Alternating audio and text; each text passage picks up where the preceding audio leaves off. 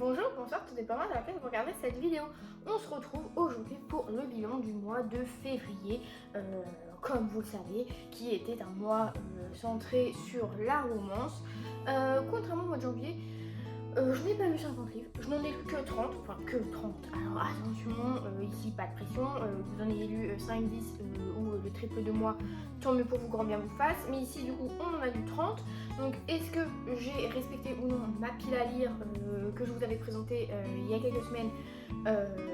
On va tout de suite le savoir. Je vais du coup diviser cette vidéo en plusieurs parties parce que du coup j'ai lu des livres de ma palle, mais j'ai aussi lu des livres qui n'avaient aucun rapport avec ma pile à lire. Donc ce que je vais faire, c'est que je vais d'abord vous présenter les livres, du coup les romances que j'ai lues par rapport à ma palle. Je vais du coup, comme on va parler d'amour et de romance, je vais insérer un petit pimentomètre au cours de la vidéo dès que vous parlerez d'un livre, comme ça ça situera à peu près le niveau de spicy smut qu'il y a dans la romance dont je vous parle. Comme ça ce sera assez parlant et selon votre degré d'affect pour ces scènes-là, ces choses-là, vous saurez vers quoi vous tournez. Donc la première romance qui a inauguré ce mois, c'est Nice to Meet You de Samantha Morgan et Ellie Diossa, donc une romance écrite à 4 mains, c'est chez Plume du Web. Et ici on rencontre Jane qui est détective privé et qui va un peu sur les affaires qu'il faut, que ce soit avec risque ou sans risque, des affaires d'adultère, etc. Et un soir, elle va être dans une espèce de sur l'une de ses missions, obligée de se rendre dans un truc de speed dating.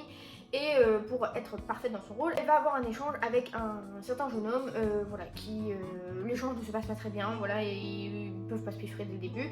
Donc elle va partir comme un cheveu sur la soupe. Lui, il va être en mode ah bah la connasse. Et puis il s'avère qu'elle va être sur une mission qui va devoir prendre place au sein du Met, donc le musée de New York. Et quoi de mieux pour ça que de s'infiltrer sous les traits d'une assistante de notre cher Liam, qui lui s'occupe du département d'archéologie égyptienne. Donc voilà, on est sur un trope collaboration forcée. Voilà, je dirais pas enemies to lovers parce que voilà, ils peuvent pas se voir, mais c'est pas non plus une haine énorme. J'ai été agréablement surprise par cette lecture parce qu'on a quand même toute une dimension enquête, un peu policier, un peu mystère, un peu cozy mystery, voilà, parce que il va y avoir quelque chose autour de Jane qu'il faut qu'elle élucide et autour du musée, voilà. J'ai trouvé que c'était plutôt bien dosé en rapport avec la romance. La romance elle est très mignonne, franchement c'est chouette parce que on a ce côté où Liam est un peu introverti, un peu grumpy sur les bords et tout, et c'est pas le mec ténébreux qui a hyper confiance en lui et tout, donc ça c'était sympa. Et Jane elle est très dans la blague, très dans la taquinerie et tout, donc j'ai beaucoup aimé. Et sur le pimentomètre, je dirais que nous sommes à 3 piments parce que bon, voilà, il se cherche un peu. On a des scènes, à partir du moment où ça se pécho, on a quand même régulièrement des scènes de fesses décrites. Donc voilà, je dirais 3 piments parce qu'on a quand même le côté scène décrite explicite, puis les taquineries un peu sous-entendues.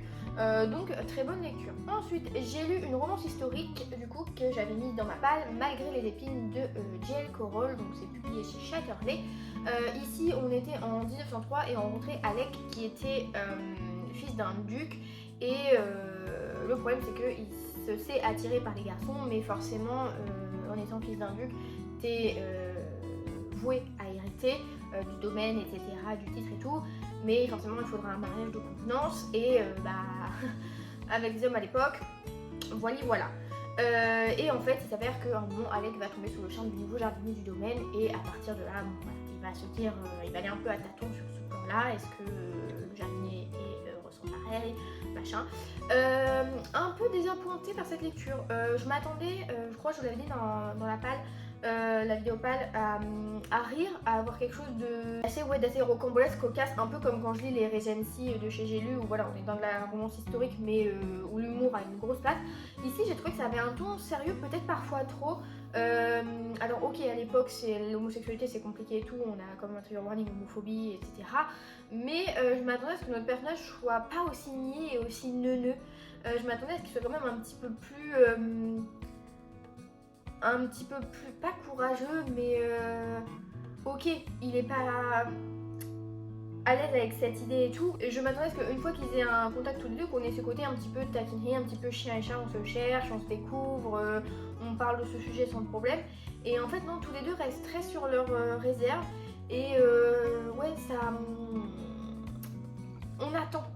J'étais, en fait, quand je l'ai dit, j'étais dans l'attente de quelque chose que des fois les personnages secondaires m'apportaient, mais pas les principaux concernés. Donc j'ai trouvé ça un peu plat, voilà. Après ça reste crédible historiquement bien sûr avec les réactions des gens par rapport à l'homosexualité. J'ai bien aimé le dénouement, mais j'avoue que voilà, je reste sur ma faim, ça m'a pas transcendé. Et au niveau du pimentomètre, là je dirais qu'on est à 0 piment, voire 1 piment, parce qu'il y a quand même des choses de suggérées et un peu de vulgarité. Mais sinon il n'y a pas de grosses descriptions, donc ça j'avoue que c'était plutôt quand même assez positif. Ensuite, un livre que je n'ai pas mais que j'ai lu dans la palle, c'est Calamity Montana, le tome 1, donc The Bride de Daphne Perry, où là on rencontrait Jade et puis enfin c'était pas son... on rencontrait une jeune femme qui faisait la rencontre de Luc, je crois, je sais plus leur prénom. Bref, Luc était chez elle dans une petite ville et en fait il se rend compte à un moment donné qui elle prétend être, elle ne l'est pas, elle est une chanteuse populaire de country, juste là elle est dans cette ville en mode camouflé, non d'identité, et donc elle va paniquer dès qu'il la balance et donc elle va lui proposer de l'argent et tout pour pas qu'elle le fasse, enfin bref. Et lui va vouloir savoir pourquoi elle est là, qu'est-ce qu'elle cache et tout, donc voilà, on va voir ça. Pas très convaincue non plus, j'avoue, c'est pas du tout ce à quoi je m'attendais dans un sens parce que, je sais pas, la couverture me faisait vraiment penser à un truc un peu cowboy, un peu country. Pas du tout, franchement, on a le côté trop small town, la petite ville et tout, ok. Après, j'avoue que j'ai été déroutée parce que c'est vraiment un trop coup de foudre. C'est vraiment un fast burn, ça va très vite dès qu'ils ont le coup de cœur et tout. Et je m'attendais pas à ce que ce soit aussi rapide, en fait, que le mec il soit à fond dedans direct. Ça m'a un peu déroutée. Voilà, donc tout va très vite. Donc voilà, pareil, sur le pimentomètre, on est à 3 petits piments enflammés. Parce que vraiment, dès qu'ils ont commencé, ils ne s'arrêtent plus. Et des fois, c'est un peu, vas-y, ok, d'accord, un peu au détriment de l'intrigue principale, qui pourtant est sympa, parce que le côté de pourquoi notre protagoniste féminine se cache et tout, c'était chouette. Donc je pense que pour le coup, je préférerais le tome suivant. Donc là, on est sur une série avec des tomes compagnons. Donc je suis curieuse de lire la suite et je pense que ça me plaira davantage. Voilà, le premier n'est pas convaincant. Et vous allez voir que c'est pas le seul premier tome qui ne m'a pas forcément convaincue. Ensuite, pas forcément convaincue non plus, j'étais un peu déçue d'être déçue, c'est Recherche Gentleman Fortuné de Sophie Irwin au livre de poche. Là pareil, on est sur quelque chose d'un peu historique parce qu'on est en 1818 et on suit Kitty qui est l'aînée d'une fratrie de plusieurs sœurs et en fait leurs parents sont décédés et pour pouvoir garder la maison etc il faut qu'elle se trouve un mari, sauf que le mec avec qui elle devait se marier va tout annuler au dernier moment parce qu'il a rencontré une autre gonzesse, donc il a dit vas-y démerde-toi. Donc elle va se retrouver contrainte d'aller à la ville à Londres pour faire son entrée dans le monde. Elle va y aller accompagnée d'une de ses sœurs et elles vont aller chez une espèce de tante, enfin non c'est pas une espèce de tante, c'est une tante. Et voilà, parce qu'il va falloir qu'elle soit mariée, donc elle va chercher à tout prix un très bon parti sans dire qu'elle est endettée comme pas possible et tout machin, mais est-ce qu'elle doit être honnête, bref on sait pas. Et il s'avère qu'elle va jeter son dévolu sur un jeune homme, sauf que le grand frère de ce jeune homme va la démasquer et à partir de là va se mettre tout un jeu de quand est-ce qu'il va la balancer, comment il va tout gâcher, etc. Est-ce qu'elle va s'en sortir et tout. J'ai trouvé que c'était un peu pénible, un peu énervant. Notre Kitty, elle ne pense qu'à la thune. Vraiment, c'est une vraie michto. Elle veut le meilleur parti pour combler ses dettes. Et elle est un peu égoïste parce qu'elle va penser qu'à elle, à se trouver un bon parti. Sa sœur qui l'a accompagnée, elle, ce qu'elle va vivre, elle s'encarre le coquillard. Sa tante va avoir beau lui mettre des avertissements, des mises en garde avenantes et tout, elle va en faire casse sa tête. Et ouais, j'ai trouvé que ça tournait vraiment tout autour de il faut absolument mari, il me faut de la thune, et pas forcément le côté humain. Donc c'est un peu ce qui m'a dérangée. Je m'attendais quand même à ce que ce soit drôle et ça l'est pas de fou. Donc j'étais un peu déçue. Donc ouais, Kitty, je l'ai vraiment trouvé très pénible. En revanche, le Love Interest était plutôt très sympa. Pour le coup, j'ai bien aimé et ainsi qu'un de certains personnages secondaires aussi que j'ai beaucoup aimé. Et voilà, je suis malheureusement pas très convaincue. Et pour le coup, là on est sur 0 piment parce qu'il y a vraiment rien. Des fois il y a un petit sous-entendu ou deux, mais on n'a aucune scène détaillée quoi. Alors des fois, je sais plus s'il y a des scènes détaillées quoi ou si c'est juste des scènes sous-entendues, mais quand on est sur du 0 ou 1 piment, c'est généralement, c'est peut-être évoqué, mais on n'a pas de détails, on ne sait pas où les gens mettent leur pinceau, où ils mettent leurs doigts, leurs dents, tout ce que vous voulez. En revanche, une bonne lecture. Au début, je ne misais pas trop dessus parce que j'avais peur que la nana soit vite pénible, mais elle ne l'a pas été. C'est Petite Sœur sans conséquence de Karine Marcé, donc c'est chez HarperCollins Poche. Ici, on est sur une petite romantique, aussi fantasy. On rencontre Maya qui. Alors, on est dans l'autre monde, mais il y a de la magie, donc il y a des sorcières. Pas tout le monde. Tout le monde n'a pas le don de magie. Il y en a qui sont réceptifs à la magie, d'autres non. On suit Maya qui travaille dans une agence de cosmétiques et il y a certaines de ses collègues qui sont détestables avec elle, qui font tout le temps des crasses. Et un jour, elle avait décidé de faire un petit charme d'attirance pour le donner à l'un de ses collègues qui est plutôt séduisant, pour qu'il la remarque et qu'il passe une journée à lui faire que des compliments et tout, voilà, qu'il la hype, qu'il la surcote un peu, pour que les collègues soient jaloux. Sauf que, mince alors, c'est son boss qui est insupportable, qui va boire ce charme et qui va se retrouver, malgré lui, avec des sentiments pour Maya, parce qu'en plus elle s'est tombée dans la pression, donc au lieu d'un charme d'attirance où elle devait avoir que des compliments, quelqu'un tombe sous son charme. Donc vraiment rien ne va plus et elle va devoir du coup se retrouver à collaborer sur un projet avec son boss et enfin voilà, un micmac. J'ai bien aimé, j'ai trouvé ça pour le coup très drôle. Comme je le disais, j'avais peur que Maya soit très maladroite, très gauche, très pénible, parce qu'à un moment donné, quand tu surenchéris, c'est lourd et en fait non. Et la romance est plutôt bien faite. J'ai trouvé que Seth, donc qui est le boss, est plutôt correct comme homme. Voilà, il est plutôt green flag que red flag. On va y revenir après pour les autres. Mais ça, pareil, sur le piment tomate, c'est un piment parce que il y a une ou deux scènes. Pareil, quelques sous-entendus, mais franchement, ça ne prend pas du tout le monopole dans cette histoire. Ensuite, en revanche, un livre sur lequel je misais beaucoup et qui m'a très déçue, c'est L'amour vache, donc chez Hugo, de je ne sais plus qui, Tatiana, je sais plus qui, ou Machina, machin, bref. Très décevant.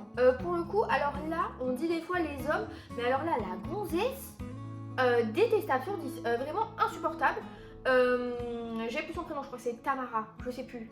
Je crois que je confonds l'auteur et la personnage principale. Désolée madame, parce que votre personnage principal est détestable. J'espère que vous ne l'êtes pas.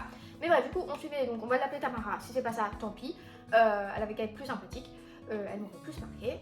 Elle a repris l'exploitation de vaches laitières de ses parents, qui sont partis à la retraite. Et sauf que elle a fait des choses, elle a eu des placements, des choses qui ont fait qu'elle est dans la panade. Et en fait, elle va être en liquidation judiciaire et pour redresser un peu la barre, on va lui envoyer un mandataire. Je n'ai plus son prénom, mais il était plutôt agréable. Et en fait, il va arriver et ils vont devoir trouver des idées pour relever le tout.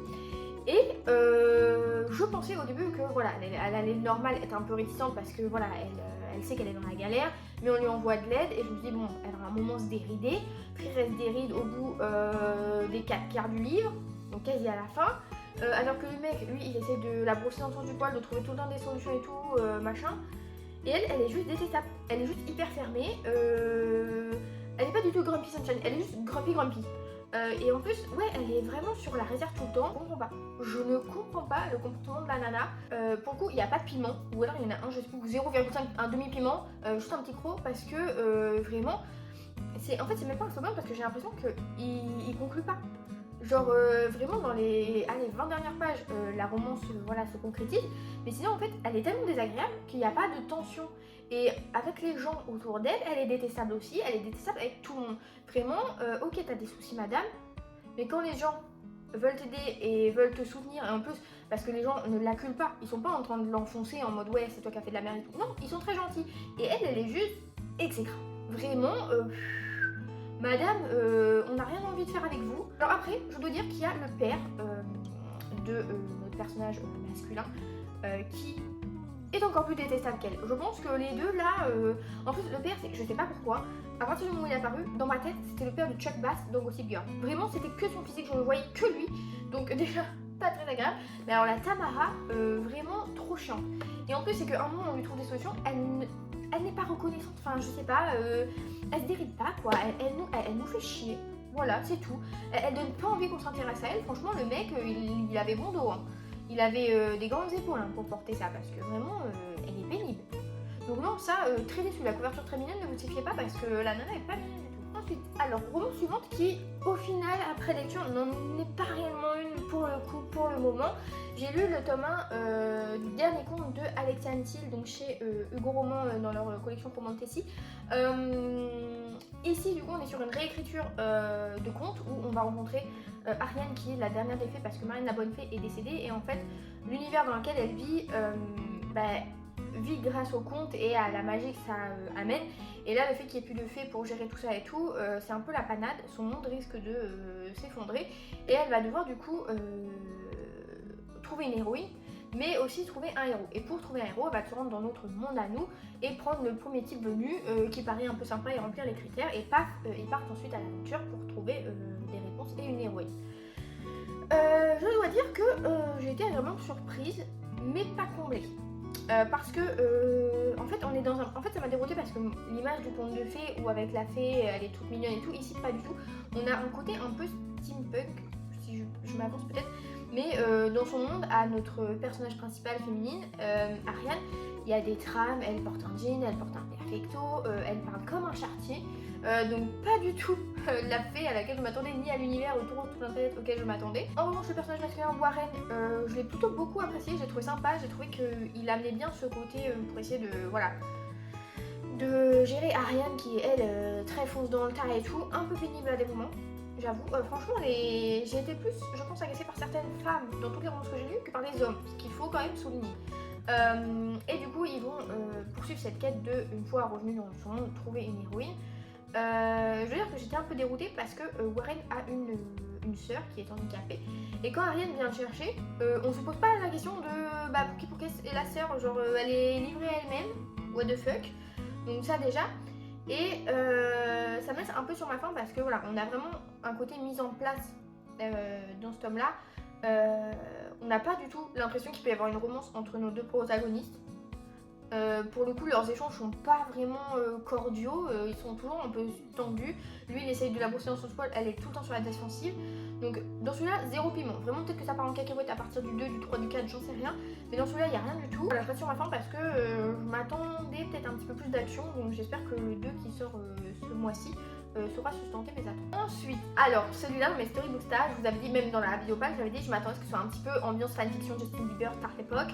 J'ai lu Lost in Chaos de Vic Anders, c'est chez Addictive, je crois, Addictive, je ne sais plus, Addictive. Où là on rencontrait une jeune femme, vraiment les prénoms je les ai plus parce que je les ai pas en papier en plus donc je suis désolée, mais on rencontrait une jeune femme qui en fait son père est allé en prison pour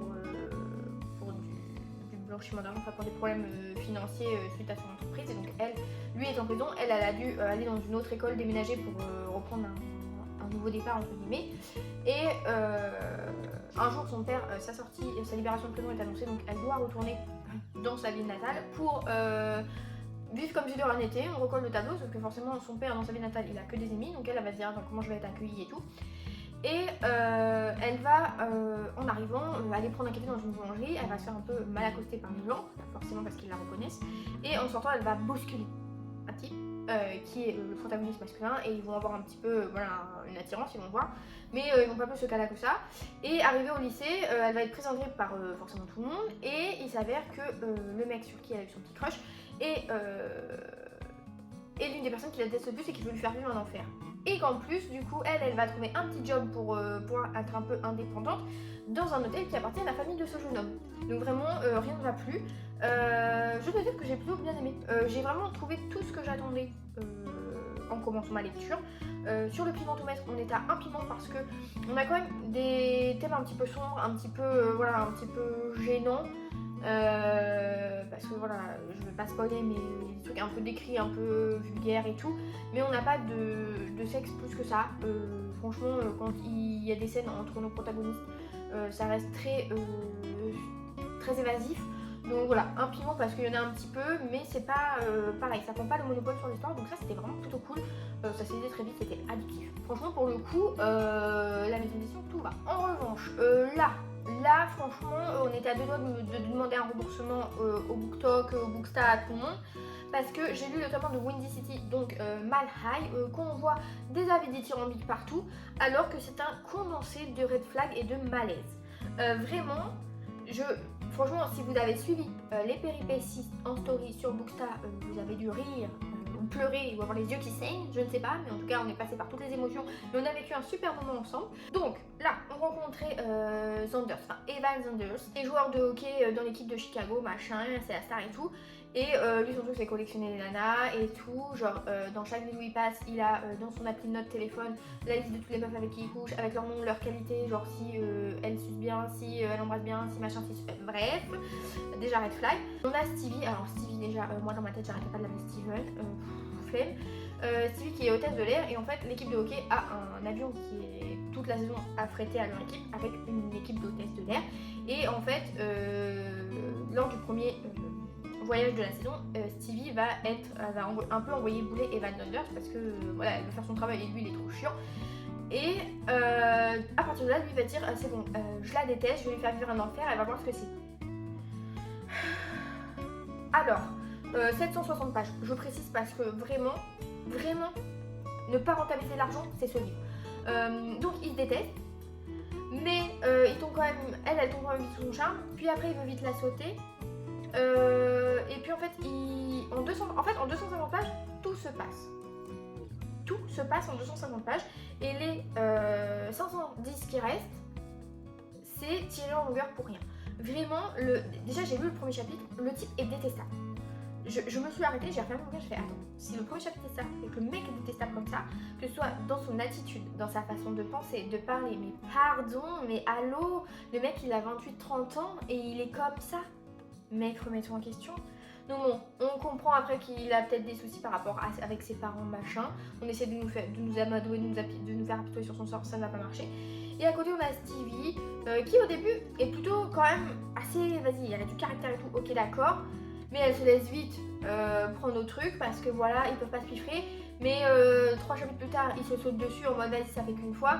Et après ils se rendent compte que en fait ça peut pas se passer qu'une fois parce qu'ils s'adorent. Et voilà, et puis lui en plus, on essaie de nous mettre en green flag en mode il est hyper supportive boyfriend, il veut la mettre en confiance parce qu'elle elle est un peu grosse donc elle a le seum, mais bon elle fait que bouffer des Uber Eats donc après faut pas s'étonner d'être grosse. Je suis désolée, mais en fait tu peux pas chouiner une page, commander Uber Eats tous les soirs pendant la semaine suivante du chapitre, et après rechouiner. Non madame, non madame. Et après du coup, lui on essaie de nous apitoyer sur son sort parce que comme il a des soucis même d'abandon affectif et tout machin, en fait on comprend que c'est un rôle qu'il joue. Mais il peut pas s'en détacher parce que sinon les gens vont plus l'aimer. Oh vraiment, et puis du coup après donc tout ça se passe dans les premières pages. Après on sait très bien que c'est bon, c'est parti. Sauf qu'à un moment le mec va faire de la merde. Et donc après il y a un quiproquo parce qu'il ne communique pas. Vraiment je pense qu'on devrait inventer le trope miscommunication. Parce que vraiment, il y a des bouquins, on va voir après, il aurait suffi d'une conversation en 3 phrases, c'était plié, on n'avait pas besoin de s'enquiller tout ça. Donc on sait très bien, et en fait le problème c'est que comme tout s'est passé dans les 250 pages, on sait que ils vont finir ensemble, qu'il va se repentir et machin, et qu'elle va chouiner, tout le monde va chouiner, ça va aller mieux. Mais on n'est pas amadoué parce que tout s'est passé, il n'y a pas de tension qui a eu le temps de se créer parce que on n'a pas envie, parce que le mec il donne pas envie. Franchement, les gens qui disent c'est un book boyfriend, mais à quelle heure? Moi j'ai vu, il y a une fille sur Booksta qui m'a envoyé un commentaire en mode ah j'ai vu ce commentaire en mode avis sur My High, j'ai pensé à toi parce qu'on dirait que vous n'avez pas lu le même livre. Et la nana qui avait mis le commentaire, elle disait ouais relation saine, green flag, Evan Zanders est hyper avenant et tout, nan. Pardon. Il y a rien de, il y a pas de vulgarité, il y a rien. Attendez parce que je vais faire un TikTok, je vais mettre des extraits, on va voir si c'est pas vulgaire. Parce que le truc c'est que il est hyper vulgaire dans sa façon d'être, dans sa façon de penser. Et puis alors, merci, mais nous dire qu'il a un anaconda entre les jambes et qu'il est tout. En fait, c'est sa queue. Vraiment, sa queue, c'est son 3e bras. Il ne fait rien sans. Il ne pense pas sans elle. Vraiment, c'est cataclysmique. C'est insupportable. Et alors, les scènes de fesses sont gênantes. À un moment, il y a un passage sur la santé mentale et tout, comme quoi lui, il est oh, ça va pas. Et elle lui dit oh, je suis émue quand tu me parles de ta santé mentale. Non. Et puis après, il lui répond un truc avec un second truc sexuel. Pourquoi? En fait, tu peux pas aborder un sujet hyper sérieux, discrédité comme ça. Puis après, il lui dit ouais, j'aimerais que tu m'appelles papa et tout, mais pardon, pitié. Oh là là, ils étaient trop gênants, ils étaient trop chiants, vraiment pas du tout intéressant. En revanche, j'ai mis 3 étoiles parce que tout ce qui est personnage secondaire est super. Vraiment tout le côté personnage secondaire, il n'y aurait pas les deux là, c'est un super moment. Et pour vous dire, hein, c'est que là pareil c'est des tomes compagnons, le tome 2 c'est sur 2 autres personnages. Ils ont une interaction de 10 lignes. J'ai été plus émoustillée que 760 pages des 2 autres crétins. Donc vraiment, ça, surcoté, mais là c'est plus mal high, c'est... En plus c'est 4 piments, alors faut se les farcir, hein, parce qu'ils sont tout le temps en train de quête, vraiment insupportable. Ensuite, Dieu merci, une lecture très sympathique qui a même été un coup de cœur ce mois-ci, c'est Kings of Scots, le tome 1. Ici, on va rencontrer du coup le roi qui est jeune et qui doit forcément se trouver une femme. Donc ils vont mettre en place une espèce de tradition écossaise où voilà, il va y avoir des prétendantes qui sont des héritières de clans, parce que là-bas c'est des clans, les grandes familles, et il va devoir en trouver une parmi elles. Et il s'avère qu'il va ajouter son dévolu sur une de nos jeunes femmes qui est en fait pâtissière au sein du château, parce qu'elle vient d'Amérique et elle vient là pour faire en gros un boulot pour avoir une lettre de recommandation après pour l'avenir. Et il s'avère que c'est une des héritières, mais déshéritée, d'un des clans, et il va faire en sorte qu'elle participe au truc, pas forcément sachant. Et il s'avère, petit complément sur la Garonne, cette jeune femme, il l'a connue quand elle était jeune parce qu'il a été son babysitter pendant 2 mois d'été où voilà, les familles étaient en micmac. J'ai beaucoup aimé. Franchement, là on est sur 2 piments parce qu'on a quelques scènes de fesses décrites, mais elles surviennent à des moments crédibles et corrects et elles sont plutôt plaisantes si je puis dire. Franchement, elles m'ont pas gênée. Franchement, de toute façon, après My High, il aurait fallu beaucoup pour me gêner plus que je ne l'étais. Mes yeux ont recommencé à voir normalement au bout de quelques lectures.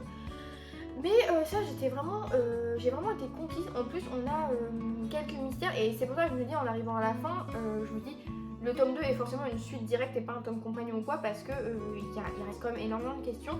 Et j'ai bien aimé parce qu'il y avait quand même un entrain. Les personnages font pas toujours les bons choix ou n'ont pas toujours les bons mots. Mais il y a quand même de la communication. Il y a des fois un manque de communication, mais il y en a quand même plus que dans d'autres que j'ai pu lire. Et je trouvais vraiment que c'était bien amené, que c'était bien écrit. Donc j'avoue que j'avais vu des retours pas forcément hyper positifs sur ce livre, mais moi, il m'a carrément convaincue. En plus, on a beaucoup de descriptions sur l'Écosse, sur les traditions, sur des termes et tout. Donc j'ai trouvé que ça c'était plutôt bien fait, le travail de recherche, c'était plutôt maîtrisé pour m'y connaître un tout petit peu. Donc ça franchement très très sympa. Également très sympa, je ne m'étais pas trop dessus parce que j'avais peur que ce soit vite très fanfiction mais pas dans le bon sens du terme. C'est Offside de Clara Nové où là le résumé me faisait vraiment penser à ce qu'on pouvait lire sur Skyblock ou Wattpad et où j'avais peur que dans l'écriture ça se ressente, que ce soit quelque chose de très ado. Ici on rencontrait une jeune femme qui un soir d'été est en vélo et tombe sur un jeune garçon qui est sur un pont et qui a l'intention de se suicider et elle va du coup faire en sorte de l'empêcher de réaliser sa tentative et elle ne va plus le revoir pendant 2 ans et un jour à l'université elle va devoir devenir sa tutrice parce que lui est dans l'équipe de foot mais ses résultats risquent de compromettre son éventuelle carrière donc il faut qu'elle l'aide et quand ils vont se revoir elle va le reconnaître lui aussi mais il lui en veut toujours vraiment il y a vraiment une haine envers elle et je dois dire que je ne m'attendais pas à ce que ce soit aussi sombre. Vraiment on a des trigger warnings quand même faut s'accrocher. On a quand même de la violence, des agressions et tout, on le comprend petit à petit. Mais j'ai trouvé que les personnages étaient très bien construits. Pareil niveau pimentomètre, on est à 1 piment parce que il y a pas, en fait la romance c'est pas centré sur le charnel. On voit que c'est quand même plus daté entre guillemets que ce qu'on peut lire maintenant. Parce que j'ai trouvé que la relation entre les personnages c'était très doux, c'était très green flag. Pour le côté c'était très simple parce que notre personnage principal elle est vraiment dans le tâtonnement avec notre protagoniste masculin parce qu'elle comprend qu'il y a quelque chose que voilà, s'il avait voulu suicider c'est qu'il y avait un truc et j'ai trouvé que c'était plutôt bien ficelé, bien amené, bien traité pour ce qui est abordé comme sujet. Donc non ça c'était vraiment sympathique, dur à lire. J'aurais peut-être pu chouiner sur celui-là parce que vraiment il y avait des scènes qui étaient enfin c'était vraiment, l'écriture était vraiment prenante donc je l'ai vraiment vécu. Alors, lecture suivante que je n'ai pas en papier et que je pense que je n'aurai pas parce que c'était pas fameux, c'est Scottish Outlander. Attends, je pense peut-être que c'est le trope coup de foot fast burn qui ne me convient pas, je ne sais pas. Pourtant ça partait bien. Franchement, ici on rencontrait du coup pareil, une jeune femme. Vraiment ça va être une jeune femme, un jeune homme parce que les prénoms faut pas déconner. On rencontrait donc une jeune femme qui un jour voilà elle se fait quitter par son mec alors qu'elle pensait que tout allait bien et tout, mais en fait il a trompé depuis je sais plus combien de temps, enfin bref, un connard, en somme. À un moment, elle fait ses courses avec sa meilleure amie, elle va croiser le regard d'un mec sur le parking et elle va être obsédée par lui. Vraiment, elle va vouloir que le retrouver et tout machin. Et lui de son côté, pareil, on est sur un double point de vue le récit. Et lui de son côté, pareil, il vient d'Écosse pour affaires financières, pour une entreprise qui est, en plus ça se passe à Nice, j'adore Nice, c'est ma ville préférée, pour voir l'entreprise un peu, pour gérer, reprendre un peu les commandes. Et on a ce côté où ils vont se croiser, et ils vont se recroiser à des moments mais sans pouvoir échanger, et ils vont se retrouver sur hamster.com ou mon hamster.com, je sais plus, enfin bref, et du coup ils vont se voir un premier encart, et là c'est le coup de foudre, vraiment le coup de foudre en personne. Donc ok, j'y crois, c'est possible si tu veux. Et à partir de là, ça va s'enchaîner parce qu'en fait ils vont coucher ensemble. Et elle va se rendre compte le lendemain en allant au boulot, notre nana, que son nouveau boss c'est le monsieur. Déroutant parce qu'au début j'étais emballée parce qu'au début c'est pas en mode ils ont un coup de foudre sur le parking, ils se retrouvent paf en 3 coups de cuillère à peau sur l'appli et non, il y a quand même plusieurs semaines ils se recroisent, enfin j'ai trouvé que le début était bien construit, après ça part en cacahuète, vraiment. Déjà le mec au début il a, on nous dit qu'il a un chignon, enfin qu'il a les cheveux mignons et tout, et en fait dans ma tête je ne pouvais pas m'enlever l'image, encore une fois comme avec le père de Chuck Bass tout à l'heure, du mec qui était dans Marie au premier regard l'année dernière, au cas où j'essaierai de vous mettre une photo mais devoir taper son flemme, qui était un bouffon, et en fait je ne voyais que sa tête à lui alors que pas du tout, et qu'en plus ce mec était jeune et tout, enfin bref un micmac dans ma tête, c'était chiant, et pareil en fait tout allait tellement vite. Vraiment c'était le coup de s'enchaîner, et puis il voulait s'épouser, et puis il voulait un enfant, et puis machin, et puis truc, et oh là là, ça partait dans tous les sens, j'avais l'impression d'être dans une mauvaise pièce de théâtre, dans un mauvais vaudeville. Ça s'enchaînait trop bizarrement. Et en plus, alors deux éléments qui m'ont dérangé, enfin que j'ai pas compris. Au début, je me dis ça se trouve c'est peut-être écrit il y a longtemps, parce qu'ils ont des téléphones à clapper. Je vous laisse un peu digérer. Parce qu'elle dit ouais je vais faire mon téléphone à clapper et tout machin. Ok, donc je me dis ah bah peut-être que c'est vieux et que je suis pas au courant et voilà. Sauf qu'après, elle entre dans le bar et la musique qui passe, c'est Hold My Hand de Lady Gaga, qui date de Top Gun Maverick et qui date de 2023. Donc ça colle pas, enfin je veux dire en 2023 les téléphones à clapper c'était déjà terminé. Donc ça c'était un peu bizarre, un peu grossier. Et puis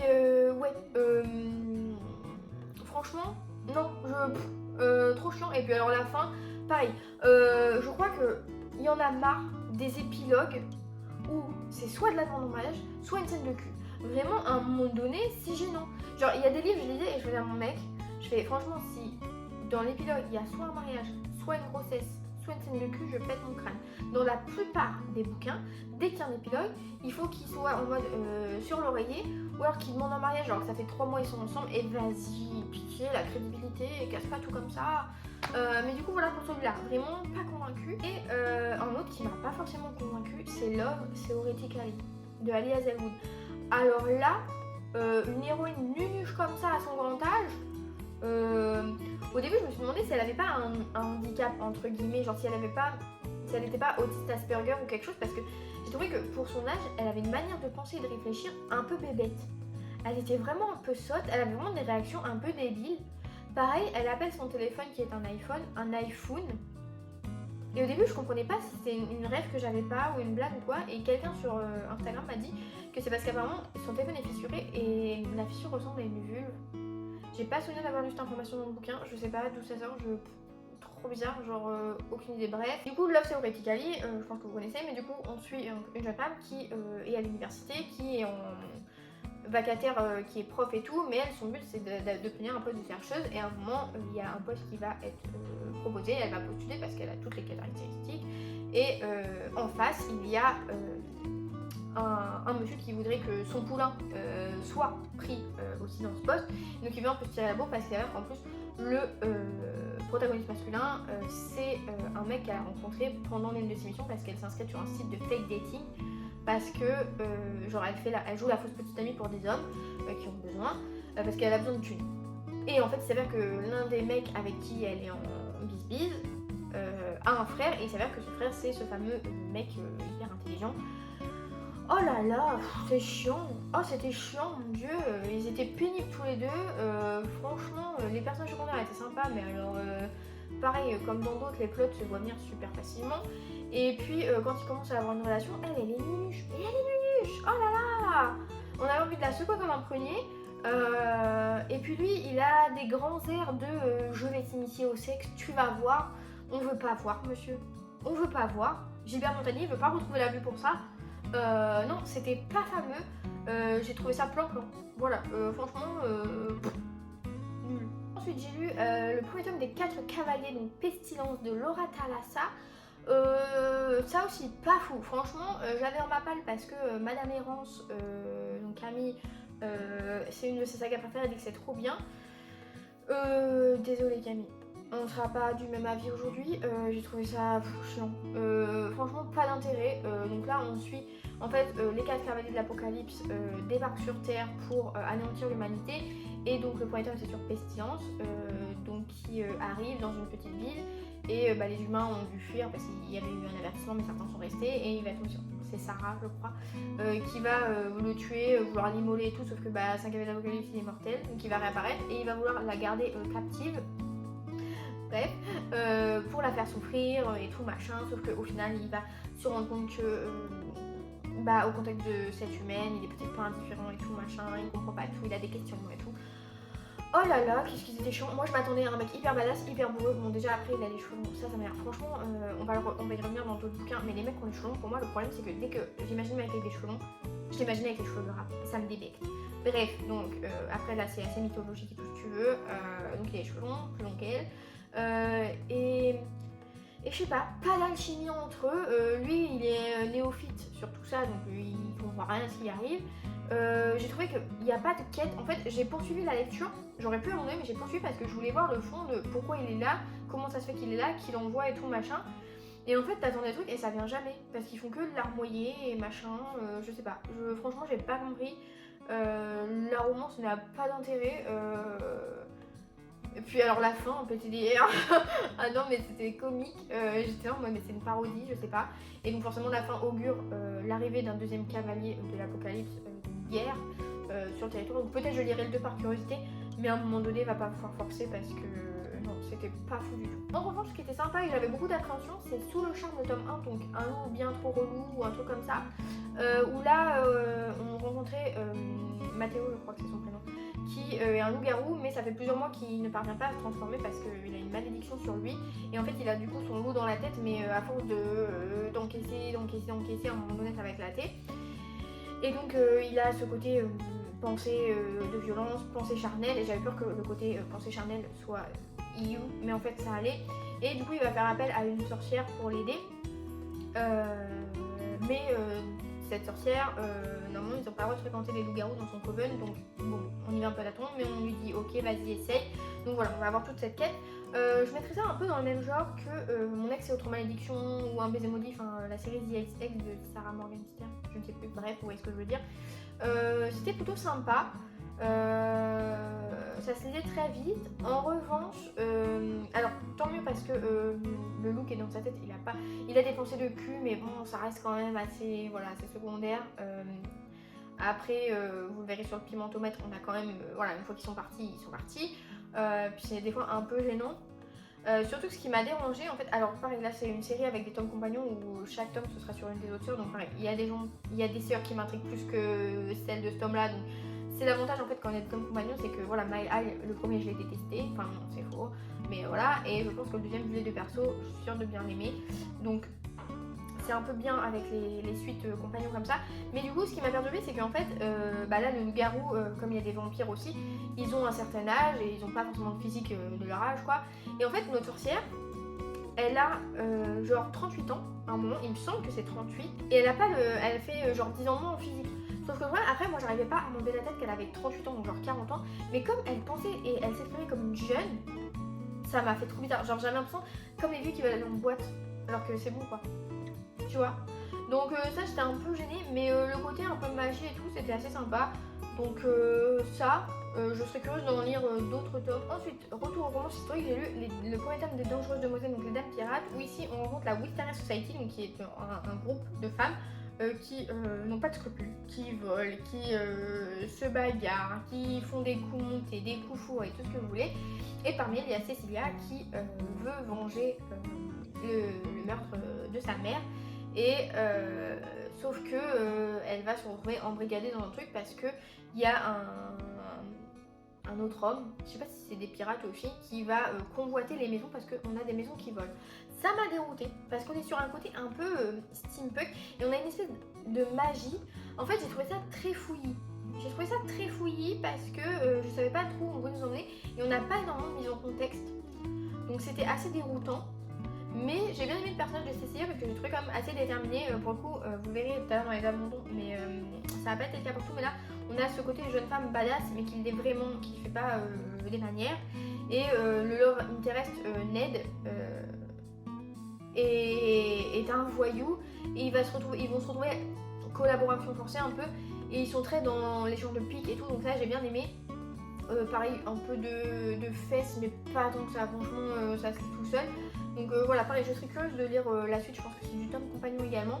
Mais déroutant, vous l'avez peut-être vu sur Insta ou sur TikTok, j'ai lu le premier tome des Normaux, donc c'est un graphique de chez Casterman.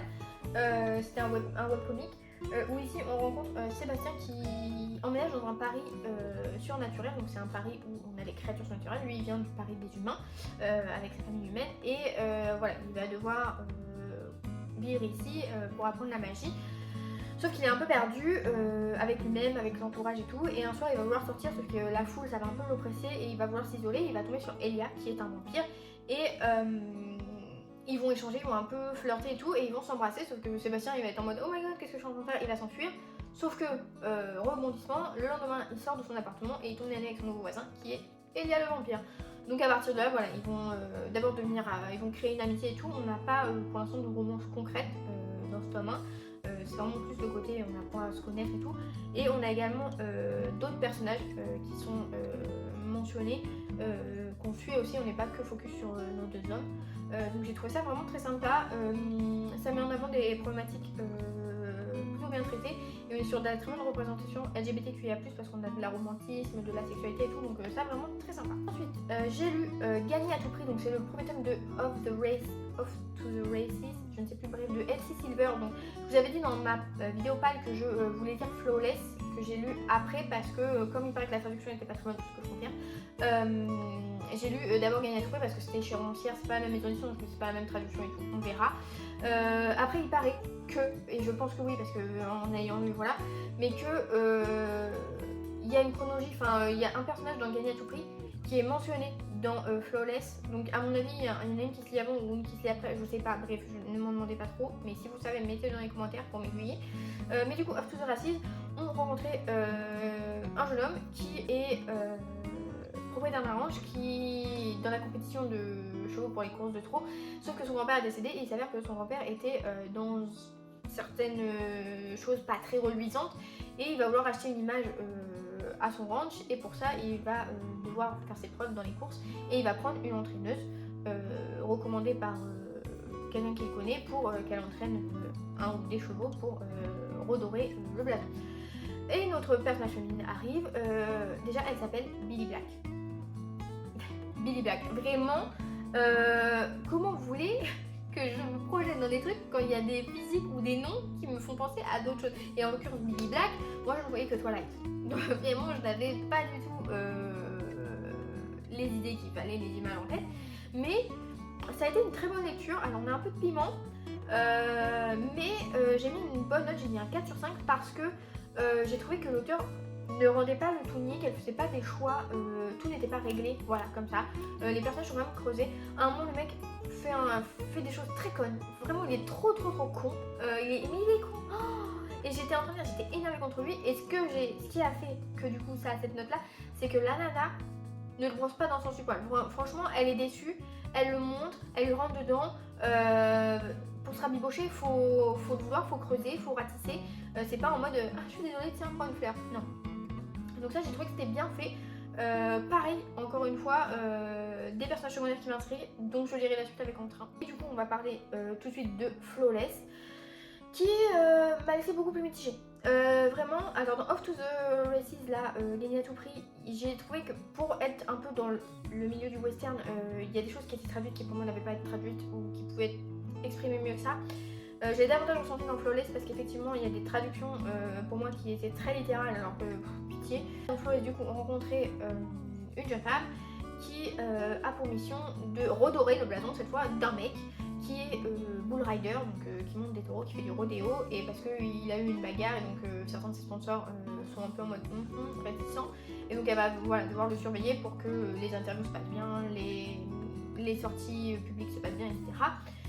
Et donc voilà, proximité forcée, collaboration forcée, tout ce que vous voulez. Le problème c'est que là dans Flawless, le mec c'est lui qui avait les cheveux longs et dans ma tête il n'avait que les cheveux gras. Vraiment ça me débecte les cheveux longs. Donc j'espère que ses frères qui seront dans les prochains tomes n'auront pas les cheveux longs. J'avais trouvé un peu cucu, un peu chiant. Franchement ça m'a pas transcendé. Ouais, autant l'intrigue que la romance, pareil le mec se veut être un dieu du sexe, pitié. Mitigé, franchement beaucoup de fesses pour pas grand chose, pareil ça chouine, ça essuie les larmes, ça va mieux, faut creuser un peu plus. Ensuite j'ai lu le deuxième tome de Vancouver Storm, donc de Fake Out, donc le premier je vous en ai parlé le mois dernier, si vous voulez voir mon avis je vous mettrai dans le petit mon bilan de janvier. Ici du coup on suivait Rory qui est un autre membre de l'équipe de hockey et on suit Hazel qui est la sœur de Pippa, la protagoniste du premier tome. Donc voilà, ils se connaissent, ils peuvent pas trop se piffrer et en fait il s'avère que Hazel est kiné pour l'équipe de hockey et un nouveau joueur va arriver, sauf que c'est son ex et elle est pas trop chaude à l'idée de le revoir, donc elle va dire qu'elle sort avec Rory et du coup fake dating, trop bien. Franchement là le trope est trop maîtrisé pour le coup, vraiment c'est un très bon fake dating. Et du coup voilà, ils vont se chercher, ils vont devoir proximité forcée et tout, donc très sympa. Ils vont forcément se prendre au jeu, mais j'ai trouvé que c'était plutôt bien amené. Rory est vraiment un book boyfriend, green flag et tout. J'ai mis 4,5 parce que vraiment le 0,8 c'est parce qu'à un moment il fait un truc, il a un comportement qui m'a vénère, qui m'a énervé. Franchement ça m'a saoulé parce que ça nous a prévu une scène que j'attendais avec impatience, qui aurait pu être trop sympa, mais bon voilà, c'était le seul bémol. J'ai passé un très bon moment. Après quand même attention, pas mal de smut, que ce soit suggéré, détaillé et tout, donc voilà, là pour le coup j'ai préféré celui-ci au premier finalement parce que dans le premier j'avais trouvé Pippa un peu nunuche et Jamie était un peu Grumpy Sunshine, mais bon fallait vite creuser pour le trouver sympathique. Mais là non, autant les deux personnages c'était trop bien. En revanche un livre sur lequel j'avais pas mal d'attentes et j'étais un petit peu déçue, c'est The Cheat-Sheet. On rencontre Brie et Nathan qui sont meilleurs amis depuis longtemps, sauf qu'ils ont des sentiments l'un pour l'autre mais personne ne l'a dit. Voilà, aucun des deux ne l'a dit, donc elle l'admire, elle bave dessus dès qu'il a le dos tourné, et lui il a des meufs mais c'est pour le paraître. Un jour pendant une soirée un peu arrosée, Brie va faire des confidences sans savoir à une journaliste qui va publier une vidéo qui va sous-entendre que ils ont des sentiments l'un pour l'autre. Enfin, Brie va dire qu'elle a des sentiments pour lui et machin, enfin bref, un micmac, ne spoil pas trop parce que sinon ça enlève un peu le côté cocasse de l'histoire. Et du coup l'agence de Nathan va dire écoutez, faites semblant d'être un couple pour les sponsors et tout, pour l'image de Nathan et tout, jusqu'au Super Bowl. Donc ils vont devoir faire le fake dating et tout. Et à partir de là, les potes de Nathan vont mettre en place la cheat-sheet. Donc la cheat-sheet c'est en gros une anti-sèche pour les joueurs de foot de base, où voilà, tout ce qu'il doit garder en tête pour montrer à Brie qu'il peut être un vrai petit ami et pas juste fake dating. J'ai trouvé que c'était un peu chiant. Un peu chiant dans le sens où Brie, qu'est-ce qu'elle est nuche elle aussi. Au début ça va, et puis après elle est un peu vite idiote. Alors que Nathan est vraiment le green flag incarné, ça pour le coup très sympa et tout. Mais encore une fois c'est un livre vraiment en 3 lignes, ils auraient communiqué, il n'y avait pas besoin du bouquin. Franchement là c'est vraiment aller chercher le problème et mettre le problème où il n'y en a pas pour créer une histoire. Et c'est ce que je trouve un peu... voilà. Moi en plus c'est que je m'attendais pas à ça. En lisant juste le résumé qui était évasif, je m'attendais à ce que le fake dating ne soit pas amené comme ça avec une histoire de contrat et tout, donc bon. Voilà, j'ai été en demi-teinte sur cette lecture, un peu dommage, mais par contre j'ai bien aimé l'écriture de l'auteur et tout. Pareil, ici on n'a pas de smut, enfin, c'est qu'à des moments je lisais des trucs et quand il y avait pas les romans, il n'y avait pas de smut, j'étais en mode what the fuck. Donc comme quoi vraiment on est devenu, c'est devenu la norme alors que pas du tout. Franchement là ça marchait, ça fonctionnait bien pour le côté mignon et tout, il n'y avait pas besoin de smut à outrance. Mais du coup j'ai hâte de pouvoir lire d'autres choses de cet auteur, j'espère que ce sera traduit. La dernière romance que j'ai lue c'est The Bodyguard, donc qui est une sortie très récente, donc qui n'était pas sur ma palle de base, mais comme j'avais eu des abandons, voilà, j'ai fait des micmacs pour lire certaines choses que j'avais pas prévues et voilà. Donc The Bodyguard, ici on rencontrait une jeune femme qui est garde du corps pour des gens, voilà, waouh. Et elle est là mise sur une mission auprès d'un acteur dont la mère est malade et il doit retourner dans la petite ville pour aller la voir. Sauf qu'il y a un stalker après cet acteur et donc ils vont engager notre jeune femme pour qu'elle reste à l'affût de tout ça. Sauf que lui il veut pas dire qu'il a une garde du corps, donc il va dire viens on fait genre t'es ma petite amie. Et donc voilà, encore du fake dating. J'ai bien aimé, j'ai passé un bon moment, pareil, pas besoin de se mettre ici, ça a fonctionné très bien. Je trouvais que c'était une romance slow burn très crédible, très construite, très mature avec le protagoniste.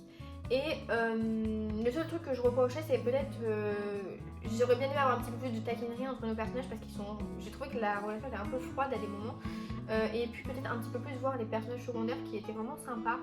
En revanche, j'ai trouvé ça très.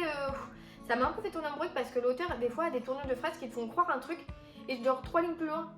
Elle te fait comprendre le truc et en fait t'es là, oh, mais non, et en fait tu fais ah non, tu vois. Et donc ça c'était plutôt sympa, donc ça c'était une bonne romance aussi. Maintenant, les romances que je n'ai pas eu le temps de lire, je n'ai pas lu la suite de Better Than the Movies parce que j'ai pas eu le temps d'aller en librairie depuis sa sortie.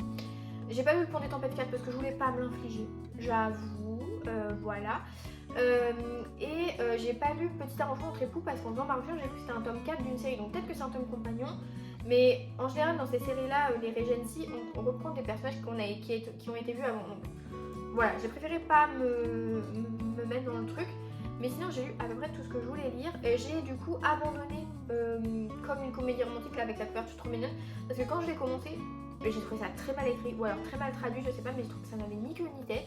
C'était un gros fouillis, franchement c'était nul de chez nul, donc c'est vite passé à la trappe. Qu'est-ce que j'ai abandonné d'autre? J'ai abandonné le chant du Kraken, le Ketos, le tome 1 là, parce que pareil, j'ai pas vu l'intérêt, j'ai persévéré parce qu'il était gros, donc j'ai poussé jusqu'à la moitié. Mais la romance, et j'ai trouvé que c'était pas fou, enfin que c'était pas. Il y a plusieurs tomes et je vois pas ce qu'on pouvait avoir dans les autres tomes après celui-là parce que là, il se passait pas grand-chose, on comprend vite ce qui se passe. En plus, donc, on a notre mec qui a un triton, donc il a une queue et donc tout le monde doit le porter pour le transporter quelque part parce que c'est pas comme la petite sirène où dès qu'elle sort de l'eau, elle a des jambes. Non, là, il fallait qu'il y ait une espèce de sortilège de je sais pas quoi et tout, machin. Et puis en fait le truc c'est que j'étais en mode mais attends il a une queue mais après il doit avoir des rapports trop bizarres. Bref c'était trop bizarre donc désolé, très belle couverture encore une fois mais c'est next. Et j'ai abandonné Cœur Pirate parce que PTDR, Cœur Pirate, alors là le côté je veux être badass mais je suis débile dans toute sa splendeur. La nana, la Victoire là, elle prend des cours pour se battre et tout mais dès qu'il faut se battre elle veut faire la meuf qui sait tout mais en fait elle n'arrive à rien. C'était trop chiant, genre vraiment elle était trop pénible. Et le mec pareil il est détestable, vraiment le Morgan là, détestable. Et alors quand ils sont ensemble, ça veut pas être ensemble, ça s'attire pas mais en fait si. Et puis alors les scènes de fesses à outrance, alors pareil dans le chant du Kraken, une fois qu'ils ont commencé ils ne s'arrêtent plus. Et là dans Cœur Pirate ils le font, mais alors des fois déjà c'est hyper cringe. Et des fois c'était à la limite du consentement. Enfin moi il y a des trucs que tu improviser un truc genre sur le tas, ok je veux bien que tu tentes, mais il y a des moments où j'étais pas forcément emballée, donc non là pour le coup c'était next. On est passé sur de la lumière artificielle parce que on est en Normandie, les jours n'ont pas encore allongé, on est toujours en hiver donc il fait nuit, donc voilà, on est un peu plus jaune que tout à l'heure. On va du coup maintenant passer à la partie de la vidéo où je vais vous parler des lectures que j'ai faites hors romance, parce que voilà, j'en ai eu quelques-unes qui sont d'autres genres. Donc j'ai lu la nouvelle de Kate Moss de Cendres et de Flammes, donc sortie chez Sonatine récemment, fin d'année dernière peut-être. J'étais un peu surprise parce qu'au début quand je l'ai cherché sur Livre Addict, j'ai vu le nombre de pages, j'ai fait mais il y a un bug, il y a un problème et tout parce que je suis trop habituée à ces pavés. Et au final non, c'est très court mais c'était très pertinent, ça m'a bien plu. Donc en tant que nouvelle, effectivement avec Kate Moss j'aime quand c'est très développé, très creusé. Mais là ce qu'elle nous propose, que ce soit dans le côté historique ou dans le côté des personnages, j'ai trouvé que ça se comblait très bien. En audio, j'ai terminé Wayward Pines, donc de Black Crouch. Comme je vous le dis tout le temps, le premier un peu mitigé, le deuxième j'avais plutôt bien aimé, je l'avais trouvé beaucoup moins prévisible et plutôt surprenant. Et celui-ci, encore une fois, m'a davantage plu, je pense que c'est mon préféré parce que voilà, on est vraiment dans le concret de l'action, des révélations et tout. Et je dois dire que le mec qui faisait l'audio était très bon, donc c'était très cool. Donc vraiment si vous aimez un peu, si vous avez aimé Under the Dome de Stephen King ou la série qui n'est pas très bonne, et la série Twin Peaks, je pense que ça peut vous plaire. Ensuite, pas très convaincue par cette sortie du mois de février que j'ai lu en début de mois, donc pour vous poster un post sur Instagram quand c'est paru. This Deadly Prophecies, donc de Andrea Tang chez Ozu. De belles promesses, mais pas très bien tenues. On suivait Tabata qui est dans notre monde, mais où il y a quand même de la magie et tout, donc elle est apprentie prophète. Et un jour, elle va retrouver son mentor assassiné, et il va y avoir elle comme suspecte, il va y avoir l'ex-femme du monsieur, sa nouvelle femme, ses enfants. Vraiment, il y a un panel de suspects, c'est pire que pour une famille en or. Et donc on va suivre cette enquête. J'ai trouvé le côté enquête un peu sympa, plutôt bien ficelé pour le public que ça vise. En revanche, j'ai trouvé que l'écriture, alors je sais pas si c'est parce que c'était une épreuve longue rejet et que le travail éditorial n'était pas fini ou quoi, mais j'ai trouvé que l'écriture, la plume était très adolescente, vraiment un peu lourde parfois. Pareil, notre personnage principal, Tabata, elle est censée avoir 17 ans et elle pense vraiment comme une adolescente de 12-13. Genre, il y a des fois, elle a des réactions, j'étais un peu genre gênant. Et dans le texte, pareil, à un moment, quand elle a des réactions genre oh mon dieu, et ben dans le texte, c'est oh mon dieu, mais avec plein de O, plein de I et tout. Genre, on est sur Skyrock ou quoi. Donc, vraiment, ça m'a un peu laissé dubitative. Et c'est dommage parce qu'il y avait quand même un potentiel, je trouvais au début. Mais ça commençait bien, et puis il y a des personnages pareil que j'apprécie beaucoup et qui sont secondaires et voire parfois un peu trop effacés, donc c'était dommage. Et ça, je vous conseille de passer votre tour, d'économiser votre temps parce qu'il n'y a qu'une version reliée, donc faut pas pousser. En revanche, je vous conseille de dépenser votre argent pour le tome 1 de la légende d'Oria, donc Affronter la nuit de Marie Replin.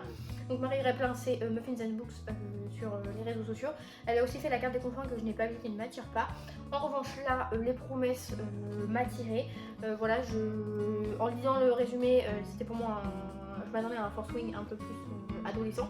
J'ai pas été déçue parce que j'ai préféré ça à Force Wing. Je trouve que c'est même mieux maîtrisé parce que dans Force Wing, la romance prend le pas et vient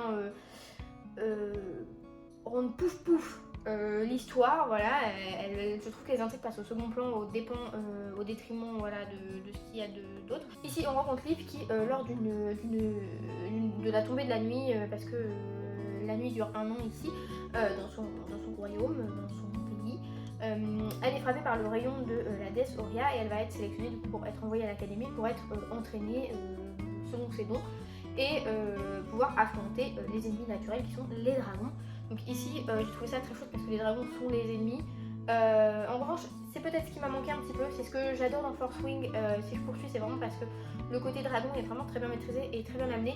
Ici, voilà, j'ai trouvé que ça manquait un petit peu, on sent qu'il y a des choses qui arrivent et j'espère que dans le tome 2, ça va être à la hauteur. J'attends beaucoup sur cet aspect. En revanche, là, ce que j'aime bien, c'est que la romance qui se profile avec le formateur de livre, c'est que la tension est là. Je trouve qu'ils sont vraiment émoustillants, si je puis dire. Parce que dans Force Wing, je trouve que la romance est cliché et chiante au possible et niaise, en plus avec tout le smell à outrance.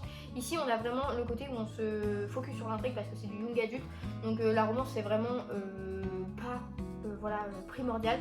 Donc écoutez, ma foi, pareil, j'ai eu des surprises dans les choix de l'auteur auxquels je ne m'attendais pas. Je m'attendais un peu à ce que ce soit tout bleu, tout rose.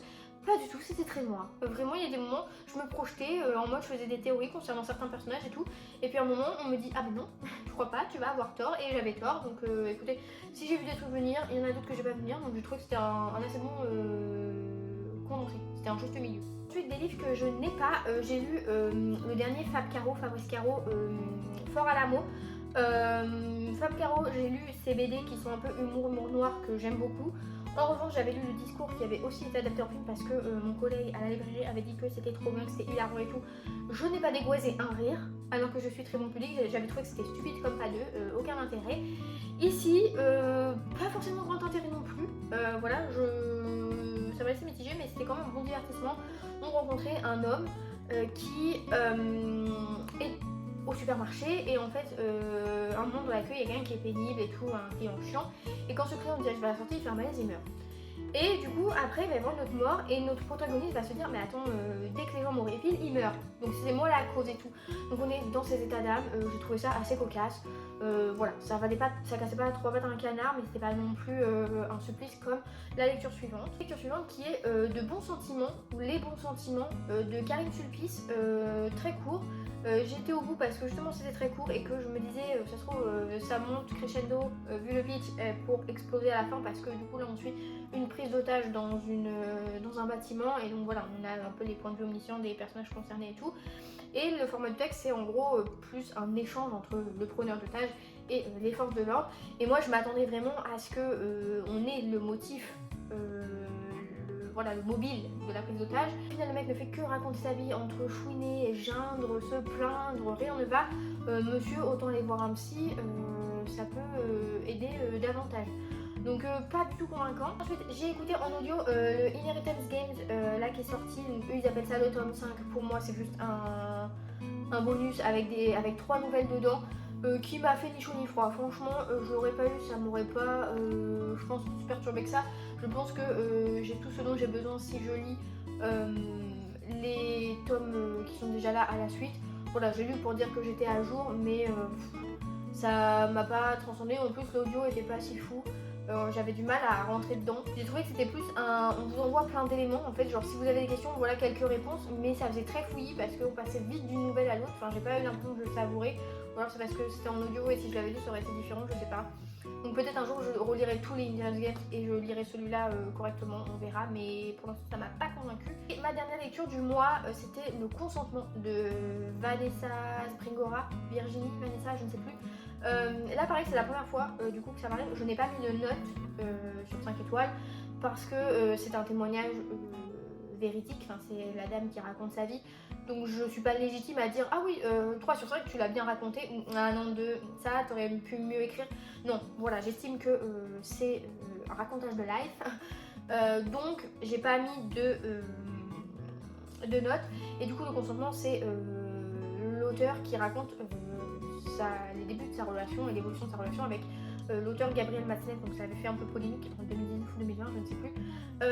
Alors j'ai un peu de mal avec ce livre parce que c'était une lecture un peu compliquée, parce que de par le sujet certes, mais parce que on est en mode ouais victime et tout machin, parce que pédophile, parce que 13-14 ans, mais en fait le truc c'est que la nana elle est consentante, enfin elle le répète, elle est d'accord avec ça, elle est vraiment en mode rébellion contre sa mère, elle veut aller contre tout le monde, et donc elle se lance dans cette relation qu'elle sait ne pas être normale et saine, mais elle y va quand même à 2 pieds. Et après, elle s'en sort d'elle-même, elle décide de mettre fin, elle y met fin d'elle-même. Donc en fait, j'avoue, j'arrive pas trop à m'apitoyer pour elle parce que je me dis, elle a quand même été voulu dedans, même si le mec a profité et tout. Par contre, ce qui m'a révolté, c'est que le Gabriel Matzneff, là, les éditeurs ont publié ses livres en connaissance de cause. Et moi, ça me pose un très gros problème. Ça me pose un très gros problème parce que ça veut dire que les gens, on n'est pas dans la Grèce antique où la pédophilie est normalisée. On n'est pas en 1300 et quelques, on est en 1940, 50, 60, 70. À un moment donné, les éditeurs, est-ce que vous lisez ce que vous publiez? Parce que là, je suis désolée, publier sciemment des œuvres autobiographiques, parce que l'auteur dit que c'est autobiographique, donc c'est vraiment sa vie, c'est ses pratiques, c'est son vécu, de pédophiles, de trafic sexuel de mineurs, et on publie ça sans souci. Genre ça ne pose de problème à personne, que ce soit légalement, avec un prix, dans des étagères. Et en plus ce monsieur, on lui donne des récompenses, et des titres, et des honneurs, et il y a des gens qui arrivent à le défendre. À quelle heure? À quelle heure c'est humain de publier sciemment ce genre de texte? C'est ça qui m'a choquée, plus que le récit de la dame, désolée. Je suis vraiment atterrée en fait, parce que c'est vraiment les journaux intimes du mec. C'est pas des fois comme on peut voir, je sais pas, dans certains ouvrages où on a des personnages, c'est un peu tendancieux, c'est pas explicitement dit, ou alors c'est par un personnage et après il y a des prises de conscience et tout. C'est pas romancé, c'est pas une fiction, c'est la réalité du mec. Et du coup moi ça me choque qu'il y ait des éditeurs qui ont soi-disant lu les textes et qui disent oui c'est publiable. Moi je trouve ça aberrant. C'est tout pour cette vidéo. C'est terrible parce que je sais qu'elle va être extrêmement longue. Alors j'ai lu que 30 livres par rapport à janvier où j'ai lu 50 livres. Je sais pas comment je fais. C'est la romance, ça m'a emballé, que voulez-vous. J'ai été prise d'un tsunami d'amour. Mais du coup n'hésitez pas à me dire dans les commentaires si vous avez lu certains de ces livres, ce que vous en avez pensé, si on a les mêmes avis ou pas du tout, si pour vous Mal High est un chef-d'œuvre de relations saines et de green flag. N'hésitez pas également à vous abonner à la chaîne parce que là on est est à 210 abonnés, donc je suis un peu frustrée parce que ça fait 212, 211, 210, 210, 211, 212, ça, vous voyez. Donc mais c'est cool parce qu'on a passé les 200 définitivement, je pense, à moins que je fasse un bad buzz, on ne sait pas. Mais du coup, les prochaines vidéos, les concepts que j'ai en tête seront plus courts pour vous, donc plus digestes, même si je sais que vous adorez m'entendre parler, au pire mettez-moi x2. Mais voilà, je vous souhaite du coup de belles lectures et je vous dis à la prochaine. Salut!